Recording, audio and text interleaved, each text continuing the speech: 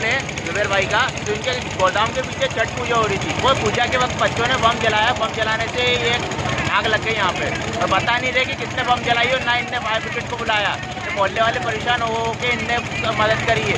बेचारे के लाखों का नुकसान होगा, कितने का कब से कर रहे थे बेचारे, उनका नुकसान होगा, इसकी भरपाई कौन करेगा? अब इनके ऊपर आप बताओ क्या करना चाहिए हम लोगों को।